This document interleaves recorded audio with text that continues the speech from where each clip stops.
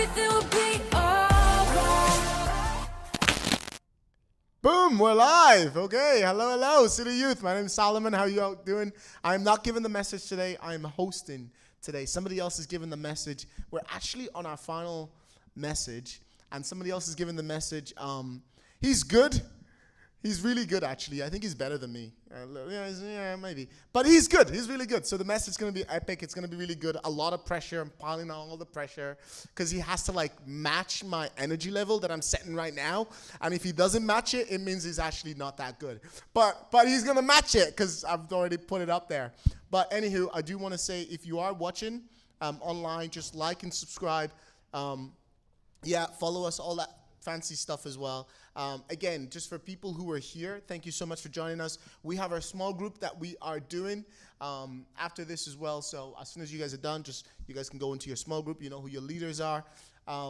Yes, I wanted to do something. I think I might have to switch mic to do it.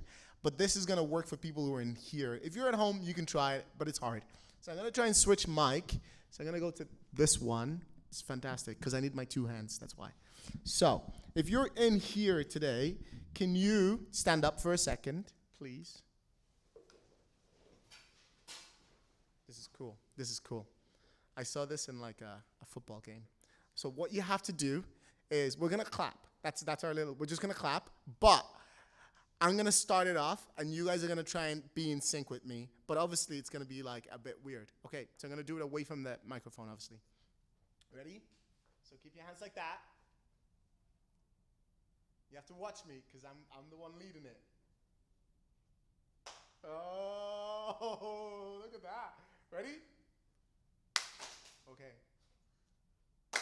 Oh, that was good.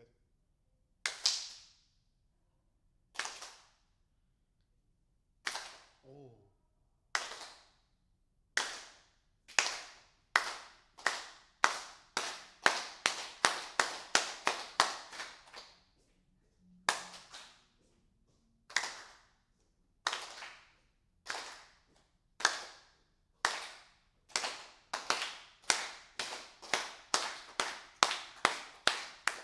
Yes, that's awesome. That was actually quite sick. At the start, it was like a little bit, but yeah, that was actually sick. Thank you. That was beautiful. So what we're gonna do is I'm going to invite our music worship team up here to lead us into worship. We're gonna try and have the lyrics up as well, so you guys in the house can sing along with us and have the lyrics on the screen. So I'm gonna pass you over to John. Come on up, John. Woo, John.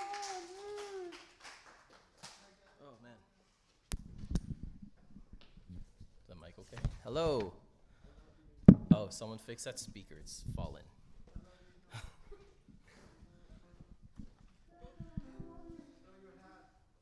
Throw my hat. Expose my really bad hair day today. Yes.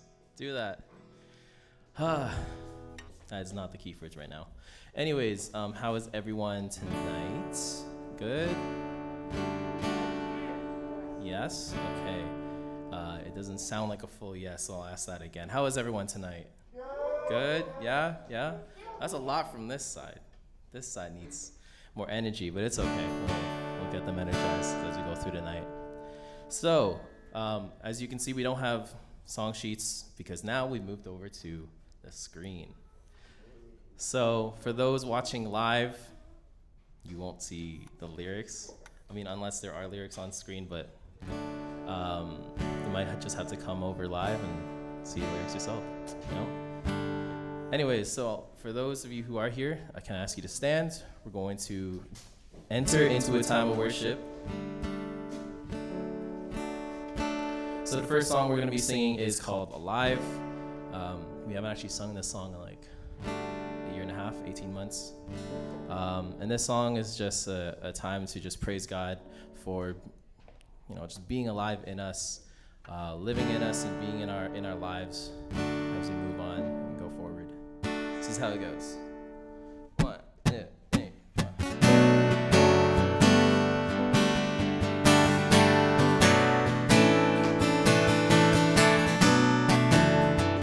Yes, and clap. I was lost with a broken heart. You pick me up now, fresh, I am born again. Forever safe in the Savior's hands. And you are more than my words could say. I'll follow you over all my days.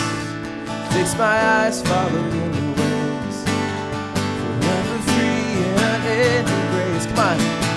'Cause you are my freedom. You lift you higher, lift you higher. You love, never ending. Oh, you are alive because nothing can take your place. You are all we need. Your love has set us free. You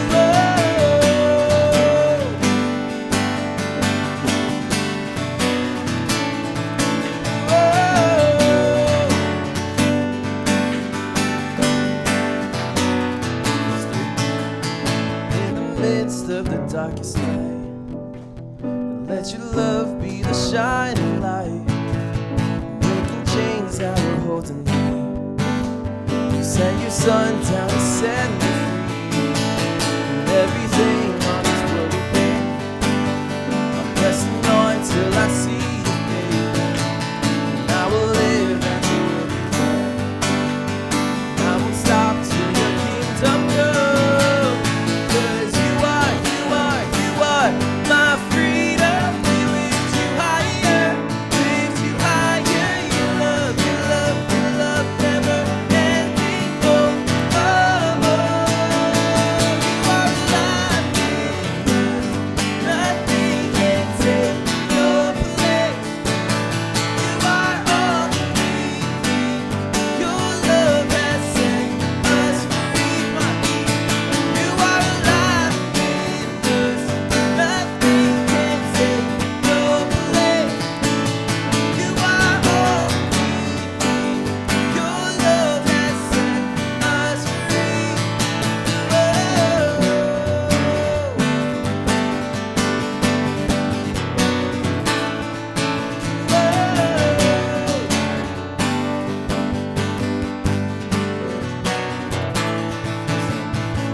Cause you are my freedom. We lift you higher. Your love, never ending. Oh. 'Cause you are my freedom. We lift you higher. Your love, never ending. Oh, one more time. You are my freedom. We lift you higher, lift you higher. Your love, never ending. Oh, you are alive because nothing can take your place. You are all we need. Your love has set us free. You are alive because nothing can take your place. You are all we need. Your love has set us free.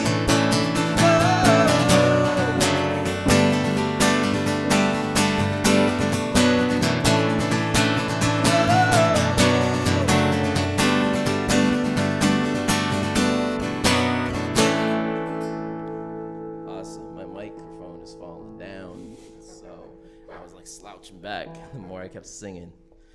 Anyways, that was fun. It's been a while since we've done that. So our next song is actually called Shepherd. Keys with me. Do you want to explain? Yeah, so it's a song that is basically talking about how we need to rely on God, who can who can help us out of any situation that we will be in, either like right now or in the future. We can always call on Him. So yeah, God will never leave us behind, and let us let us sit there with our problems if we call on him, right? So that's what we're trying to get across today. Yes. Also, can you guys see the lyrics from this side, or are you guys having trouble? You good? We can move back if you Yeah. want. We do have a few sheets if you want to use it, just in case. Alright.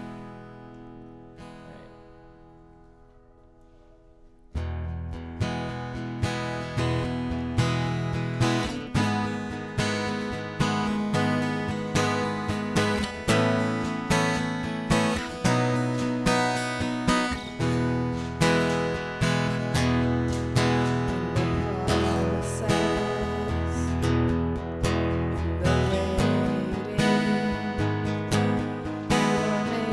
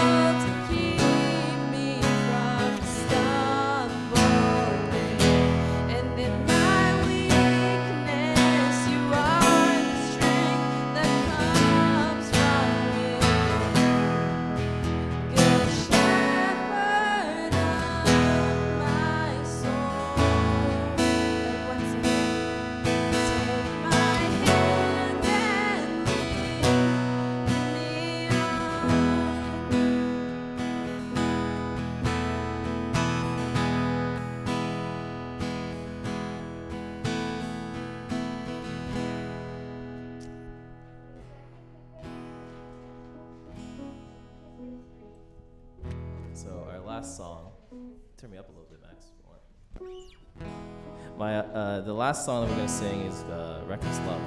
And I actually want to bring up a verse real quick. It's from the chapter of Luke.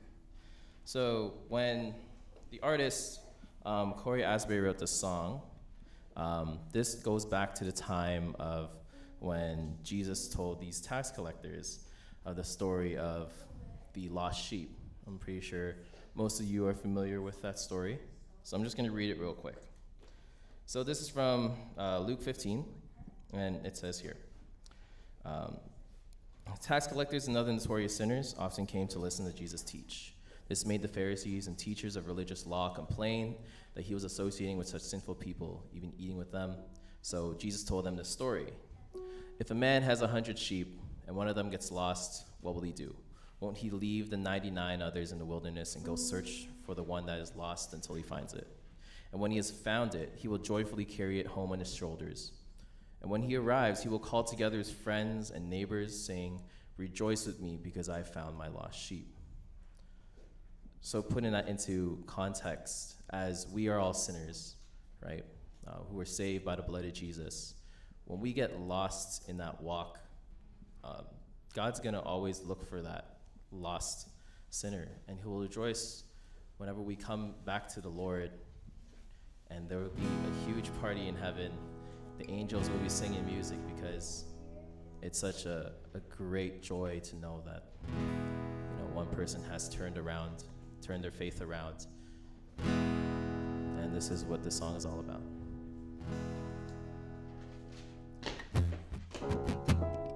Sorry.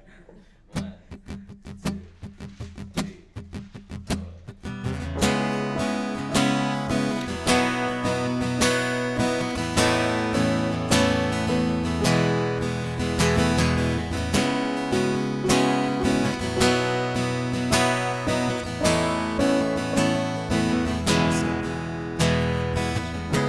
For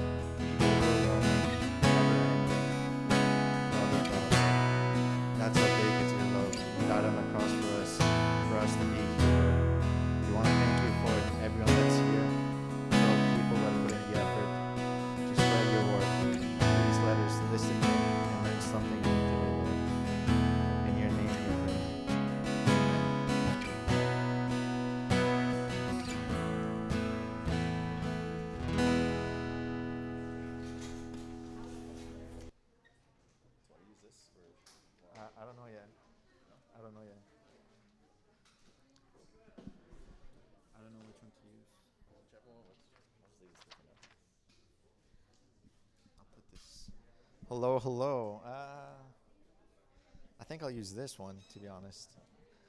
I like having things to move around.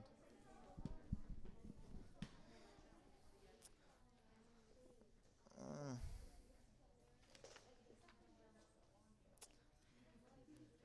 hmm?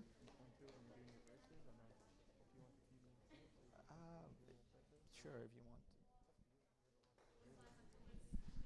Hello, hello, everyone. How's everyone doing? Can you get a thumbs up? I got a couple thumbs up. So, right now we're live stream. There's a couple people watching us. Solomon, I think, is one of them. But welcome to our last week. As you can see, we're on week 4 of Even If. That is our last part of the series that we're finishing off right now.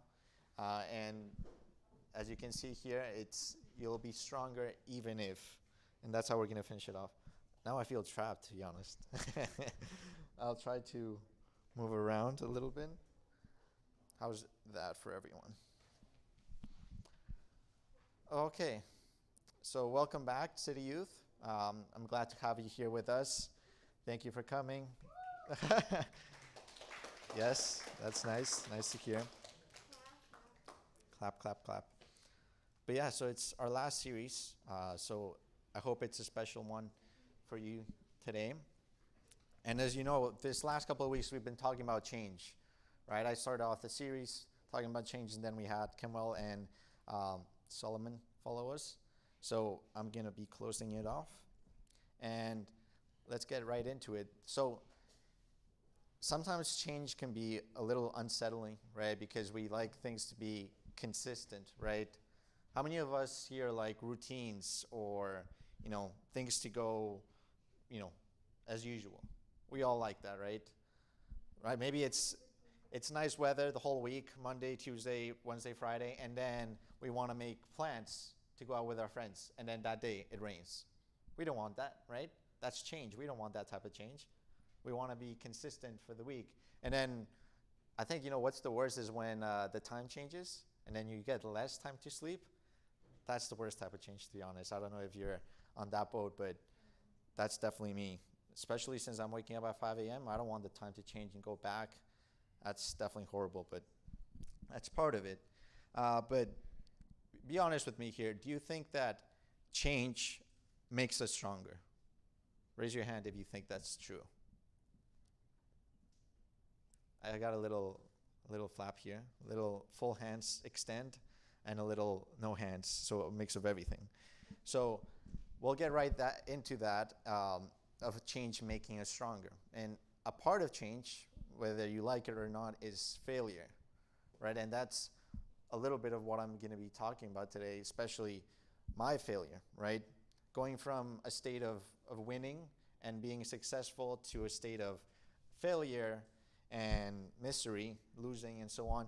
It's not fun, right? No one likes that. And this was sort of a similar experience that I had when I was in my second semester of university, right? So I went into my second semester and had to take a coding class with no background in coding at all. I hadn't done any in high school, even though my mom suggested it. I went to the teacher and they're like, oh, you didn't do it the first year, and no, I don't think it's a good idea, or so on. So I didn't take coding before university, right? So short story long, I failed that course, the coding course, and I was like, what? I've never failed anything in my life before. So it was kind of unbelievable. I was in shock. I didn't know how to feel. I think part of the reason why I failed that course is because I didn't have Owen to help me. He's a very good coding whiz from what I hear. That's part of the reason, but not the main reason. I didn't study too much for that course, in all honesty, right? But what bothered me a little bit was that I was doubting myself, as a person, as an engineer. I was like, is this the right field for me? Is this something that I should pursue? It doesn't seem like it from the results that I just saw. I was contemplating switching programs to something easier, right? If I switched to something easier, I'd be like, okay, then, no failure here, of course, right?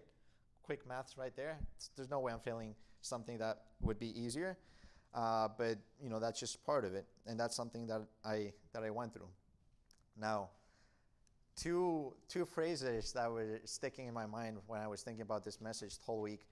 Raise your hand. The first phrase, it's like a very popular social media phrase.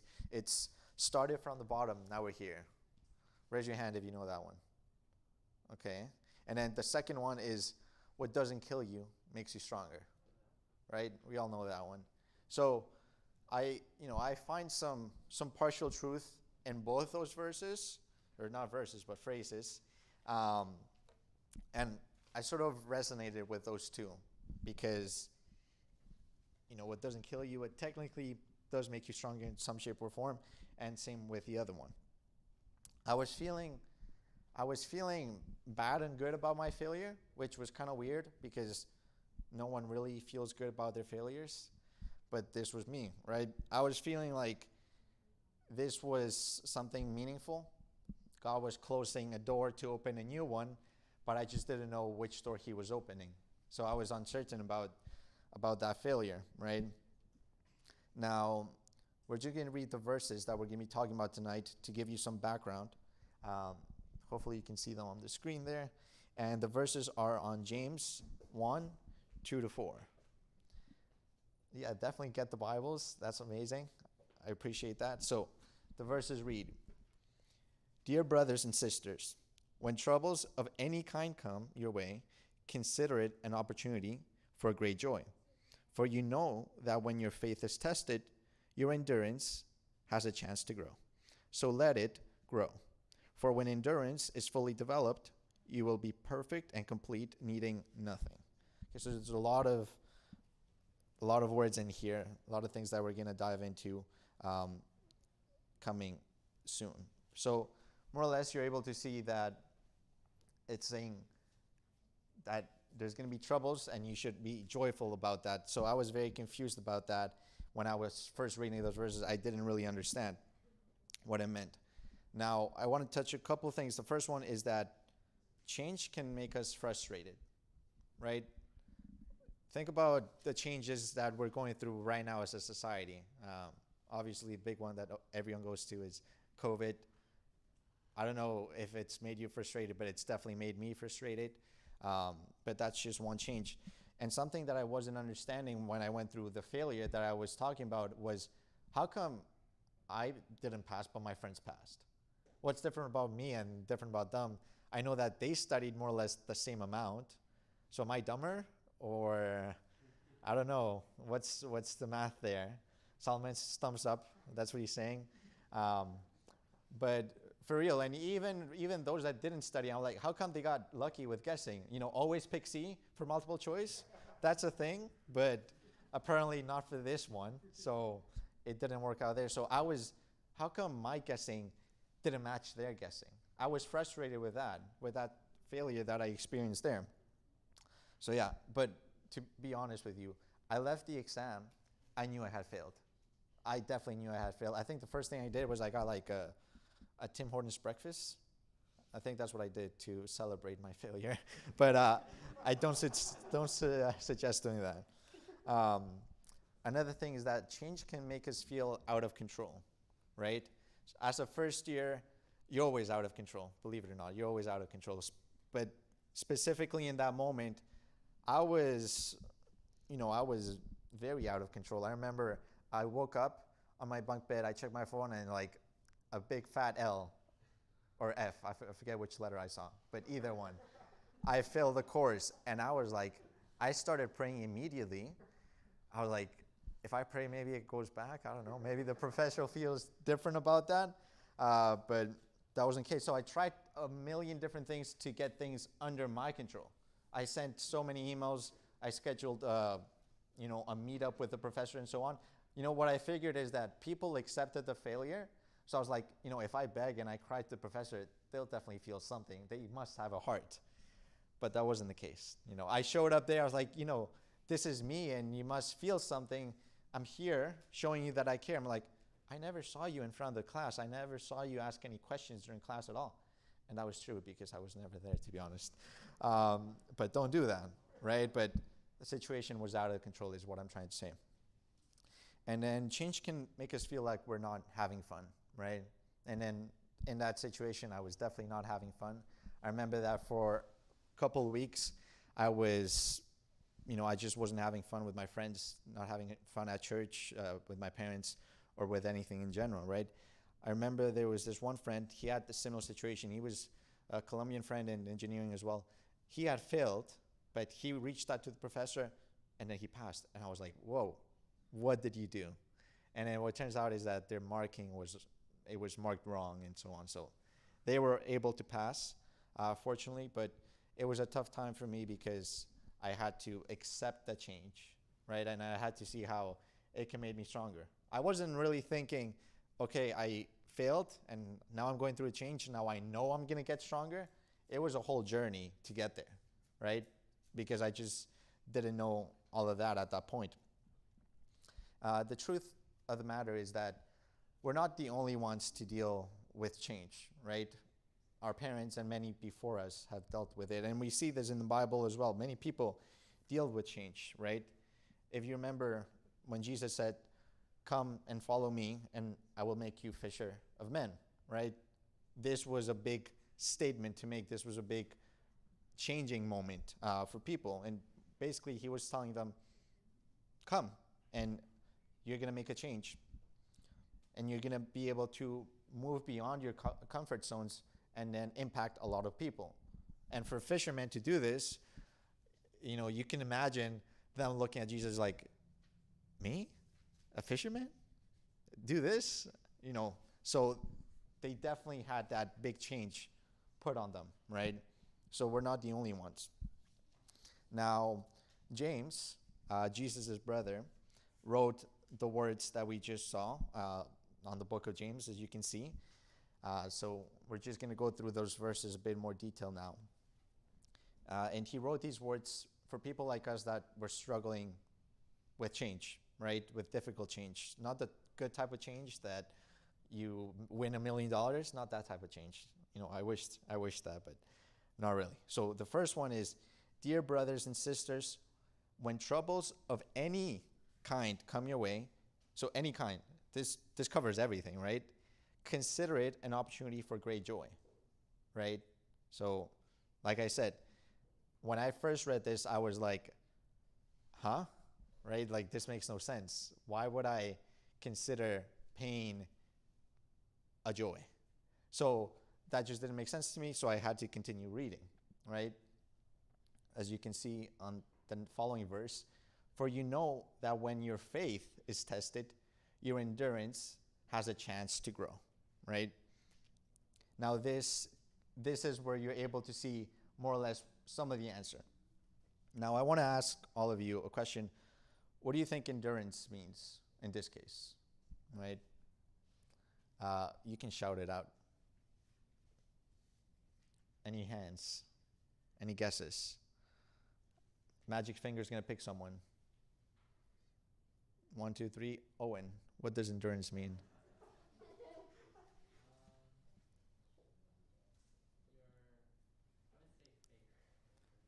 Your faith. So endurance means faith, or?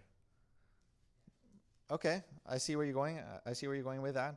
I'll do a little demonstration for all of you to understand a little bit more what it feels. Yes. Character.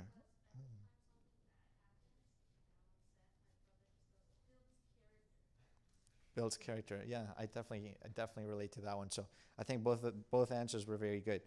Now I'm going to give you demonstration right now. I won't go all nerdy on you and then talk about the mechanical properties of an elastic band and the strain and the stress and elastic elongation and all of that. That's just out of this. But I'm going to be using this to show you more or less what endurance means, right? You can see, and you can probably agree that this elastic band has an original shape, right?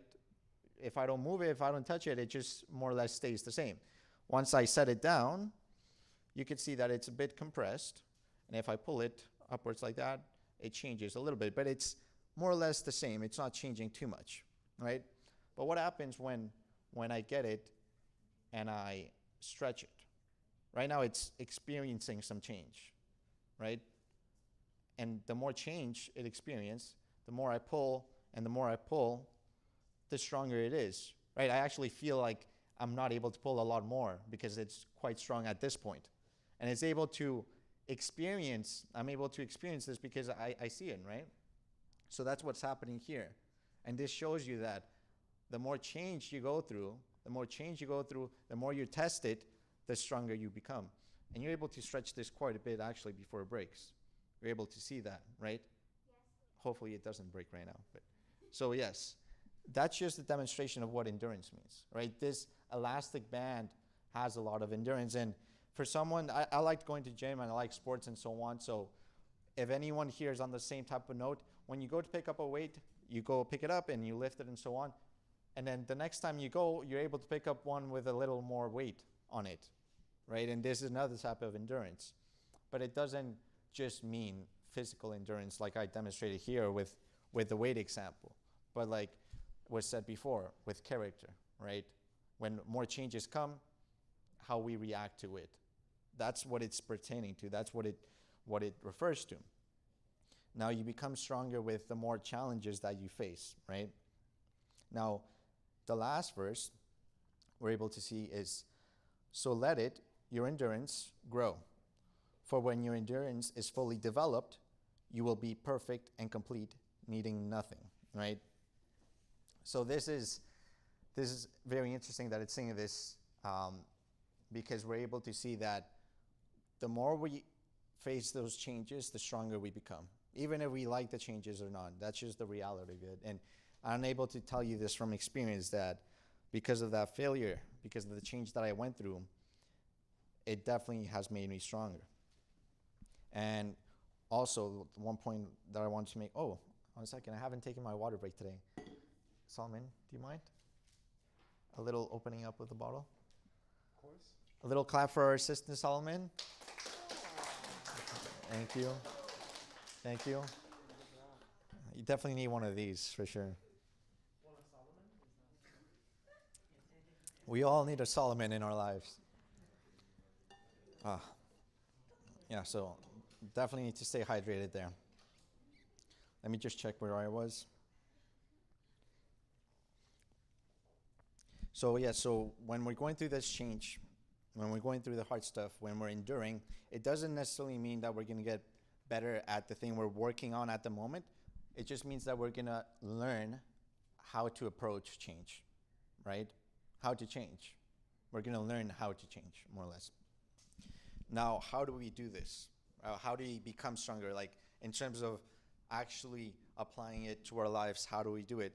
The first thing is stop fighting change and start embracing it, right? So that comes back to the example that I was saying.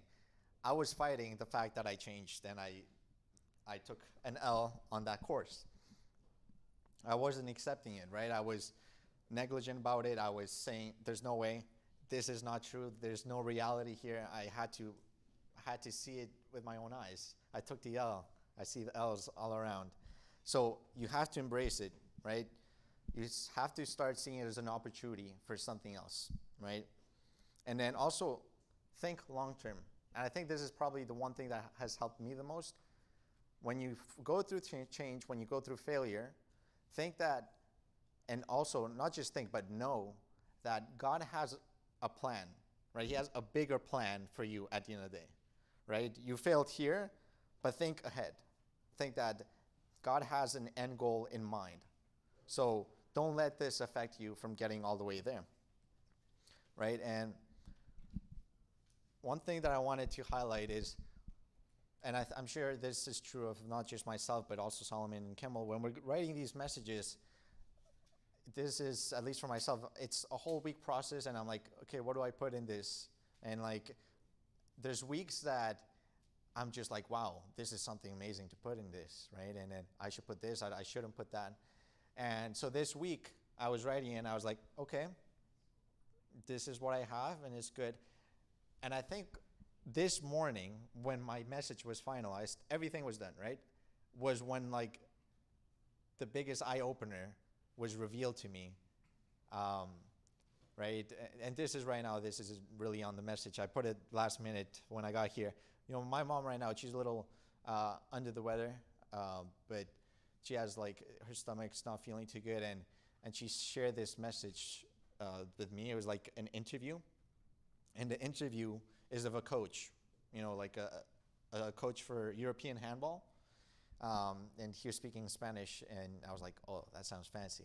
Like, he was speaking Spanish from Spain, so that's even fancier, right? So he was making this point that he got invited down to a university in the States to teach the students in a golfing course, in a golfing class. And that's not his specialty. His specialty is handball. So what's he doing there with a golfing class, right? And my mom said, listen to the message, listen to everything. I'm like, okay, Mom, I'll listen to it. And I watched the whole thing. And then he goes on the field with some of the students, and then he hits the ball, and they hit the ball, and he's like, wow, all of you are amazing. You're able to hit the ball within a meter of accuracy, 200 meters away, and you're able to get it right there. And that's what they did. And he's like, I hit it like 300 meters beyond where it's supposed to be, right? And then he was looking all the way at the end. He was looking at the end goal, and he's like, that's such a big difference. That's, you know, such a big change. And then one of the students says to the professor, that's not a big change. Actually, the difference between you and I isn't 200, 300 meters. It's 2 millimeters. And when he said that, I was like, what?